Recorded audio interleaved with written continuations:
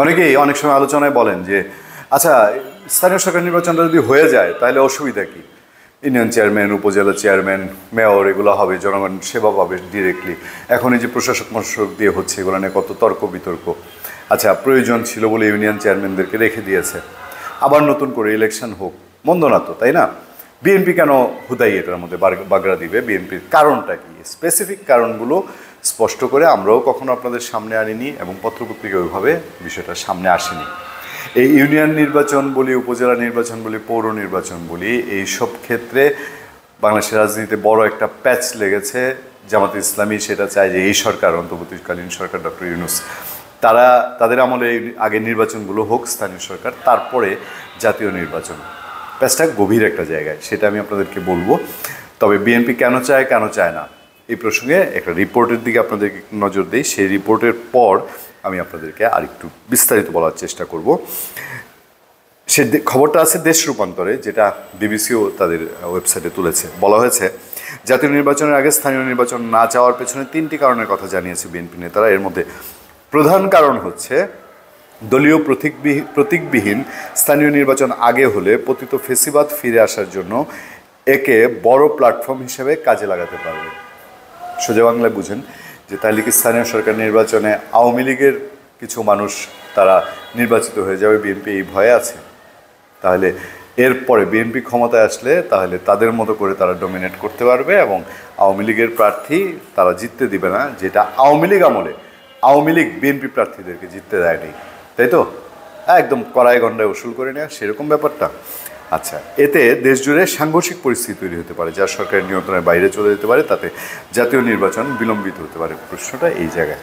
BNP তর্স হয়েছে না, তারা তো এখন নির্বাচিত হতে চায়, তারা যত দ্রুত সম্ভব দেশে দায়িত্ব নিতে চায়, ক্ষমতায় যেতে চায়। দ্বিতীয় কারণ হলো জামাতের কর্মকাণ্ড, দলটির তৎপরতায় বিএনপিতে সন্দেহ বেড়েছে। তৃতীয় কারণ হিসেবে বিএনপি নেতারা ছাত্রদের নতুন দল গঠনের প্রক্রিয়াটি সামনে এসেছেন।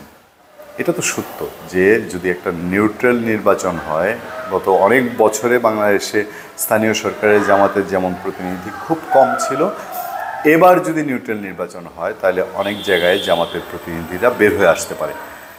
আর যদি ইলেকশন হয়, ইলেকশনের পরে স্থানীয় সরকার নির্বাচন হয়, ধরেন বিএনপি সরকার গঠন করলো, যেটা মানুষ মনে করে, তাদের ধুমধুমাকার বিএনপির।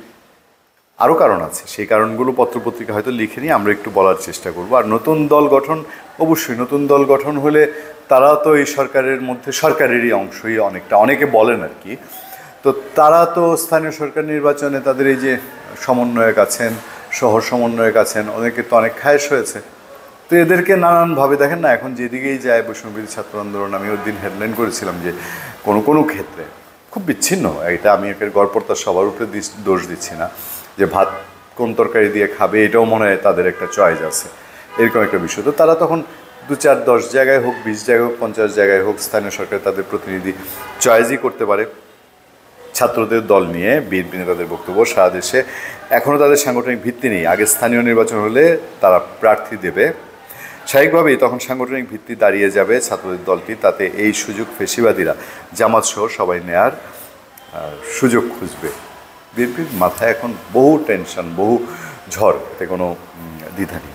আরেকটা বিষয় আমি বলি, বাংলাদেশের ট্রেডিশনালি আওয়ামী লীগ এবং বিএনপি তারা কি করে, তারা যদি ক্ষমতায় থাকে তখন যে স্থানীয় সরকার নির্বাচন দেয়, এমপি সাহেব, বড় বড় নেতারা, স্থায়ী কমিটি, আওয়ামী লীগের হচ্ছে প্রেসিডিয়াম, তারপর মনোনয়ন বোর্ড থাকে একটা এইসব দলের, ওদের নেতারা মনে করেন যে আরে ঘুম আর মানে এমন অটো একটা মেশিন পেয়ে যায় টাকার, এলাকায় মনে করেন যে একটা আসন, একটা ইউনিয়ন বা একটা পৌরসভা প্রার্থী আছে আওয়ামী লীগের 5 জন বা বিএনপির 5 জন, এবার 5 জনে 20 লাখ 25 লাখ করে নিয়ে আসবে, নিয়ে এসে জমা দিবে স্যারের কাছে। স্যার এখন থেকে বাসায় ঘুমিয়েই থাকবেন, একজন মনোনয়ন পাবে, আর ওই যে 4 জন 20-25 করে দিয়েছে এদের টাকাটা আস্তে আস্তে আস্তে আস্তে কোনো সময় দিবে, মাঝখান দিয়ে তার একটা কয়েক কোটি টাকার একটা পুঁজি হলো। এই বাণিজ্যটা বড় দলগুলোতে হয় কি না, আপনারা কি মনে করেন? তো এইটাও আবার একটু হাতছাড়া হয়ে যাবে, যে সামনে যারা এই ক্ষমতায় আসার সম্ভাবনা আছে তারা যদি এখন যে স্থানীয় নির্বাচন হয়ে যায়, বড় বড় নেতাদের তো এই ধাঁধা থাকতেই পারে।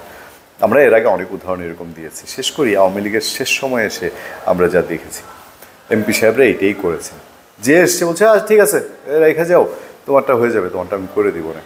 আরেকজন আসছে তারই কথা বলছে, আরেকজন আসছে তারই কথা বলছে, আরেকজন আসছে তারই কথা বলছে। শেষ তো একজনের হয়েছে, উনিও খুশি, আর বাকিরা যারা অখুশি তাদেরকে বলছে রে ভাই বাবা রে তোরটা তো পারলাম না, এই নে তোর টাকাটা ফেরত নে।